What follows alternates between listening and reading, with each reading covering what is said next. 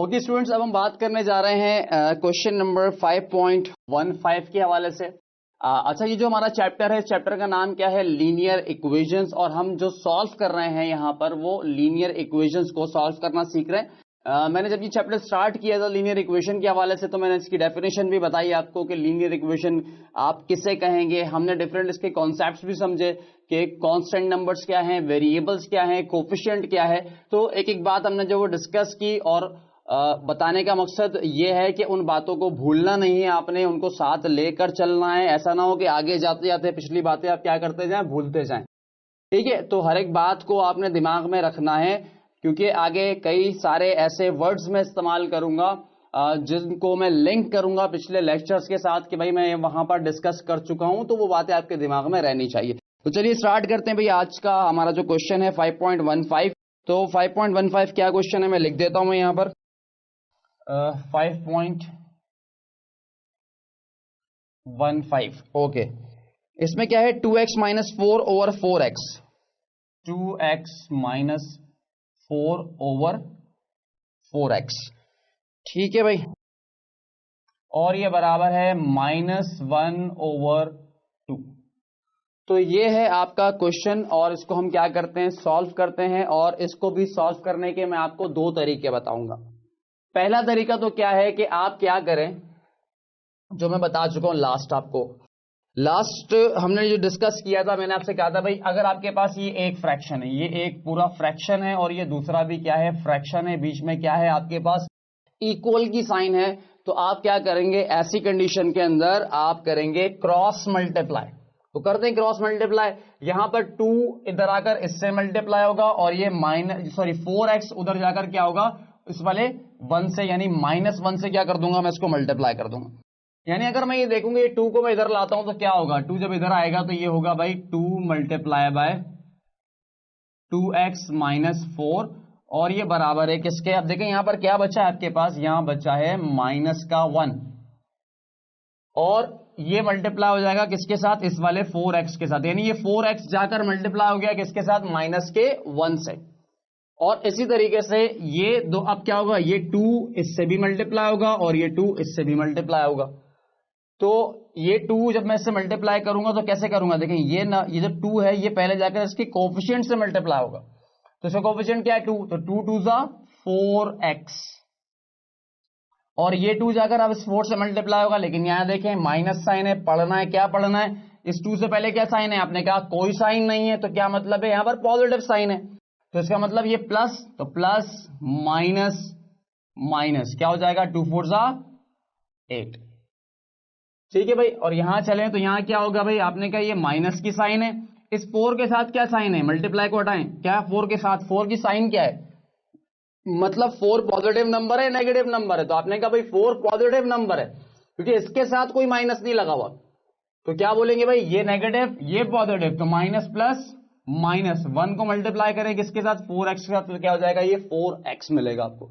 यानी 4x 1 से multiply, कोई भी चीज अगर 1 से मल्टीप्लाई होती है तो वही चीज आ जाती है। यानी 2 मल्टीप्लाई होता है 1 से तो क्या आएगा 2, 5 मल्टीप्लाई होगा 1 से तो क्या आ जाएगा 5। इसी तरीके से x मल्टीप्लाई होगा 1 से तो क्या आ जाएगा x, 8x मल्टीप्लाई होगा 1 से तो क्या आ जाएगा वही, यानी वही नंबर आ जाएगा जो 1 से मल्टीप्लाई होता है। ठीक है भाई, अच्छा यहां पर क्या आ गया, माइनस का 4x। अच्छा अब इसको जरा इधर लाएं, मैं इधर क्यों ला रहा हूं, मैं इधर इसलिए ला रहा हूं कि ये x x वाले दोनों क्या हो जाएं, एक तरफ हो जाएं। यानी ये भी 4x है, ये भी क्या है 4x है, फर्क क्या है, ये माइनस का 4x है, ये प्लस का 4x है। इसको जरा इधर लाएं तो ये क्या था, यहाँ पे 4x ये वाला, और ये वाला 4x इधर आएगा तो क्या हो जाएगा, देखिए ये नेगेटिव है, इधर आकर क्या हो जाएगा पॉजिटिव 4x। और इसी तरीके से ये -8 उधर जाकर क्या हो जाएगा, प्लस का 8। सही, तो अब ये देखिए 4x प्लस 4x क्या बन जाएगा, ये 8x, और ये बराबर है किसके, 8 के। और ये 8x से मल्टीप्लाई हो रहा है, उधर ले जाएं, क्या हो जाएगा, ये इस वाले 8 से क्या हो जाएगा डिवाइड, तो डिवाइड होने के बाद अल्टीमेट आपको जो आंसर मिला, जो x की वैल्यू मिली वो क्या मिली, 1। फिर मैंने आपसे कहा भाई इसी को सॉल्व करने का एक और तरीका भी है, अगर आप चाहें तो उसको उस तरीके से भी सॉल्व कर सकते हैं। अगर ये तरीका मुश्किल लगे तो इसको फॉलो करें जो मैं करवाने जा रहा हूं, और अगर ये वाला मुश्किल लगे तो फिर उसी को फॉलो करें। फिर मैंने आपसे कहा भाई इसी को सॉल्व करने का एक और तरीका भी है, अगर आप चाहें तो उसको उस तरीके से भी सॉल्व कर सकते हैं। अगर ये तरीका मुश्किल लगे तो इसको फॉलो करें जो मैं करवाने जा रहा हूं, और अगर ये वाला मुश्किल लगे तो फिर उसी को फॉलो करें। अच्छा भाई यहां पर क्या है, यहां पर मैंने कहा भाई दोबारा लिखते हैं पहले इस क्वेश्चन को। क्या है 2x minus 4 divided by 4x, और ये बराबर है किसके, -1/2। सही। अब काम क्या करें आप, देखें ये एक नेगेटिव नंबर है, -1/2 एक क्या है, नेगेटिव नंबर है। यहां पर क्या है पहले से आपके पास, आप इसको लिखें 2x minus 4 divided by 4x। अब ये -½ यानी -1/2, इसको उठाकर अगर मैं इक्वल की इस तरफ लाता हूं तो ये प्लस का हो जाएगा, यानी पॉजिटिव बन जाएगा। क्या हो जाएगा ये, +1/2, और इज इक्वल टू यहां क्या बचा, यहां तो कुछ भी नहीं बचा, मतलब 0 बचा। ठीक है, समझ आ गई बात। क्या किया मैंने कि -1/2 था, इसको उठाकर मैं ले आया कहां पर, यहां पर, और ये क्या हो गया, +1/2 हो गया। यानी ये इधर माइनस हो रहा था, इधर आकर क्या हो गया, प्लस हो गया। और ये प्लस किसके साथ हो रहा है, ये एक पूरा फ्रैक्शन था, ये इस पूरे फ्रैक्शन में ऐड हो रहा है क्या, हाफ। अब ये 2 फ्रैक्शन बन गए। अब फिर वही मेरी बात याद रखें कि जब कभी आपको 2 फ्रैक्शंस मिले या 2 से ज्यादा फ्रैक्शंस मिले, आप क्या करेंगे, और वो बीच में क्या हो, अगर मल्टीप्लाई डिवाइड की साइन होगी तो फिर एलसीएम नहीं लेना है आपने। अगर ये इधर साइन होती मल्टीप्लाई की तो फिर एलसीएम नहीं लेते, फिर आप उसको मल्टीप्लाई करते या जो जितना मैक्सिमम कैंसिल हो सकता है उसको कैंसिल करते। या डिवाइड होती तो भी आप इसको, डिवाइड हो रहा होता, डिवाइड की साइन होती तब भी आप इसका एलसीएम नहीं लेते। एलसीएम लेने की 2 ही कंडीशन है, क्या कि या तो प्लस साइन होगी या तो फिर माइनस साइन होगी, तो ही एलसीएम लिया जाएगा, अदरवाइज एलसीएम नहीं लिया जाएगा। अच्छा अब मैंने आपसे कहा था कि यहां पे एलसीएम लेना है किसका, डिनोमिनेटर्स का एलसीएम लेना है, न्यूमरेटर्स का नहीं लेना। अब इसके डिनोमिनेटर्स क्या है, यहाँ पे 4x, और ये दूसरा डिनोमिनेटर क्या है आपका 2। और आपने लास्ट टाइम मैंने आपको बताया था कि अगर ऐसी सिचुएशन हो जहां पर वेरिएबल्स आ रहे हो, x आ रहा हो, y आ रहा हो, वट कोई भी वेरिएबल आ रहा हो, तो आप क्या करेंगे, उन दोनों को वेरिएबल, उन दोनों को आपस में क्या कर देंगे, मल्टीप्लाई कर देंगे। अब अगर इन दोनों को मल्टीप्लाई करें क्या होगा, ये 4x को मल्टीप्लाई कर दें किसके साथ, 2 के साथ मल्टीप्लाई कर दें, तो 4x मल्टीप्लाई होगा 2 से, तो क्या हो जाएगा, 4 2 8x। यानी लाइन आपने लगाई यहां पर, और उसके नीचे उसका उसका एलसीएम लिखा, डिनोमिनेटर में उसका क्या लिख दिया, एलसीएम। यानी 4x को मल्टीप्लाई कर दिया किससे, 2 से, तो 4 2 8, और ये x एडिटिव, तो क्या आ गया, ये आपके पास 8x। ठीक है, ये आ गया आपका एलसीएम। अब वही बात याद रखें जो मैंने आपको बताई थी। क्या बताया मैंने कि जो भी डिनोमिनेटर आए पहले उसको मल्टीप्लाई करें, उसको मल्टीप्लाई करें किससे, पहले फ्रैक्शन से, पूरे फ्रैक्शन से मल्टीप्लाई करना है। ऐसा नहीं कि सिर्फ जो वो ऊपर न्यूमरेटर से मल्टीप्लाई कर दें या डिनोमिनेटर से मल्टीप्लाई कर दें, नहीं, इस 8x को आपने, ये वाला जो 8x है इसको पूरा उठाकर पूरे से मल्टीप्लाई करना, 2x माइनस 4/4x पूरे से मल्टीप्लाई होगा। अब जब ये मल्टीप्लाई होगा तो कैसे होगा मल्टीप्लाई, देखिए भाई मैंने लिखा ये 8x, इसको मल्टीप्लाई किया, किससे किया मैंने, 2x minus 4 divided by 4x। ये फ्रैक्शन है पूरा, ये पूरा फ्रैक्शन, और ये 8x, ये क्या हो रहे हैं, दोनों आपस में मल्टीप्लाई। देखो क्या होगा, ये 4x है, पहले 4 को देखो, 4 1 4, 4 2 8, यहां बचा 2, ये x और x क्या हो गए, कट गए। ठीक है, अब यहां क्या बचा आपके पास, ये बचा 2, x तो गया।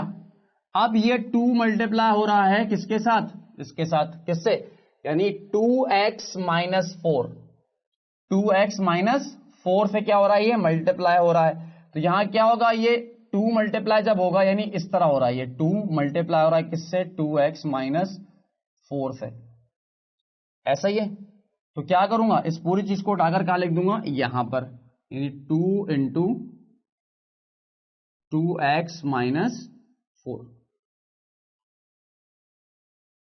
क्या किया मैंने इस 8x को, ये जो फ्रैक्शन था मेरा, सॉरी ये जो एलसीएम था मेरा, ये 8x मैंने मल्टीप्लाई कर दिया इस पूरे फ्रैक्शन से।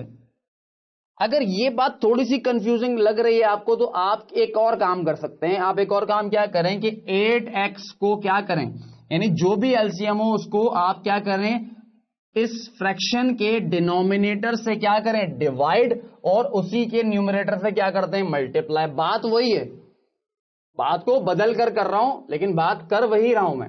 यानी 8x डिवाइड होगा 4x से, तो आंसर क्या बचेगा आपके पास 2, क्योंकि x क्या हो जाएंगे, कट जाएंगे, और यहां क्या बचेगा आपके पास 2 बचेगा, और 2 अल्टीमेट मल्टीप्लाई होगा किसके साथ, 2x माइनस 4 से। तो यही चीज आ गई एज इट इज, ठीक है। अच्छा, अब फिर बीच में क्या साइन है आपके पास, प्लस साइन। अब जरा देखें ये 8x अब क्या होगा, अब इसको मल्टीप्लाई करूंगा पूरे फ्रैक्शन के साथ, तो 8x मल्टीप्लाई बाय 1/2।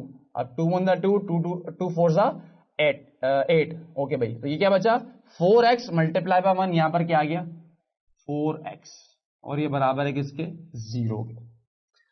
अब देखें ये पूरा एक फ्रैक्शन बन चुका, सही। तो यहां क्या होगा, पहले मैं इस 2 को जरा सॉल्व कर लेता हूं। इस 2 को यहां पर क्या हो जाएगा, ये 2 2 4x, और इसी तरह जब ये इससे मल्टीप्लाई होगा तो क्या पढ़ूंगा, प्लस माइनस माइनस, और 2 4 8, और फिर क्या हो जाएगा यहां पे प्लस का 4x, और इसी तरीके से इस इक्वल्स टू इस 8x को शिफ्ट कर दो उधर, तो क्या होगा, ये 0 से क्या हो जाएगा, मल्टीप्लाई हो जाएगा। यानी ये 8x यहां क्या हो रहा था, डिवाइड, उस तरफ ले गया तो क्या हो गया, ये मल्टीप्लाई, 0 से मल्टीप्लाई हो गया, क्योंकि यहां पर क्या मौजूद था, पहले से 0 मौजूद था आपके पास। अब जरा देखें ये 4x और ये 4x मिलकर कितना हो जाएगा, ये हो जाएगा 8x, और ये -8 एज इट इज किसके बराबर है, आपने कहा भाई 0 जब किसी भी नंबर से मल्टीप्लाई होता है तो वो 0 हो जाता है। यानी कोई भी नंबर अगर 0 से मल्टीप्लाई हो या 0 किसी भी नंबर से मल्टीप्लाई हो, दोनों सूरतों में आंसर क्या आएगा, 0। तो ये आ गया भाई 0, सही। अब आगे बढ़ते हैं भाई, 8x, ये माइनस का 8 उधर ले जाएंगे तो क्या हो जाएगा, ये 0 प्लस 8 हो जाएगा। यानी अल्टीमेट आपको जो आंसर मिलेगा वो क्या मिलेगा, 8x बराबर है किसके, 8 के। और इसी तरीके से इसको मैं यहां सॉल्व करता हूं। बाकी यहां पर क्या था भाई, 8x किसके बराबर है, 8 के, वही सिचुएशन बन गई। अब ये 8 इधर मल्टीप्लाई हो रहा है, इधर ले जाएं तो क्या हो जाएगा, 8 डिवाइडेड बाय 8, और x का जो आंसर आ गया कैंसिल होने के बाद वो आ गया 1। ठीक है भाई, ये हमारा क्वेश्चन था 5.15, और उसको करने के मैंने आपको 2 तरीके बताए। जो तरीका आपको अच्छा लगता है आप उस तरीके को फॉलो करें, कोई मसला नहीं है। आप इस तरीके से एग्जाम में करेंगे या आप उस तरीके से एग्जाम में करेंगे, दोनों 2 अलग अलग स्टूडेंट्स हो, एक ने ये तरीका फॉलो किया हो, दूसरे ने वो तरीका फॉलो किया हो, दोनों को ही पूरे मार्क्स मिलेंगे, इससे मार्क्स कहीं डिडक्ट नहीं होंगे। अमूमन बच्चों के दिमाग में सवाल होता है कि सर मेथड बदल गया तो क्या मार्क्स पे फर्क पड़ेगा, स्टेप्स एक आध अगर हमने कम कर दिए तो क्या स्टेप्स के मार्क्स मिलेंगे। देखिए कुछ होते हैं जरूरी स्टेप्स, वो करना जरूरी है, सही है, और कुछ स्टेप्स होते हैं गैर जरूरी, सही। अब वो बताऊंगा मैं वक्त के साथ साथ, आपको बताऊंगा कि कौन से गैर जरूरी स्टेप्स हैं जिनको ना भी करें तो इट्स ओके, उसको स्किप कर भी दें उन स्टेप्स को तो कोई प्रॉब्लम वाली बात नहीं, लेकिन कुछ जरूरी स्टेप्स हैं इनको करना जरूरी होता है, लाजमी होता है, तो वो लाजमी करना है आपने, ठीक है। तो ये कोई बातें नहीं होती कि आप ये सोचते हैं कि स्टेप्स कम कर दिए या तरीका बदल दिया तो इससे मार्क्स पर कोई फर्क पड़ेगा, इससे इसकी वजह से मार्क्स पर कोई फर्क नहीं पड़ता, चाहे आप उस मेथड से करें या आप इस मेथड से करें, कोई प्रॉब्लम वाली बात नहीं, ठीक है। तो नेक्स्ट लेक्चर में आपसे होती है मुलाकात, और नेक्स्ट लेक्चर में इंशाल्लाह हम डिस्कस करेंगे इससे आगे के क्वेश्चन।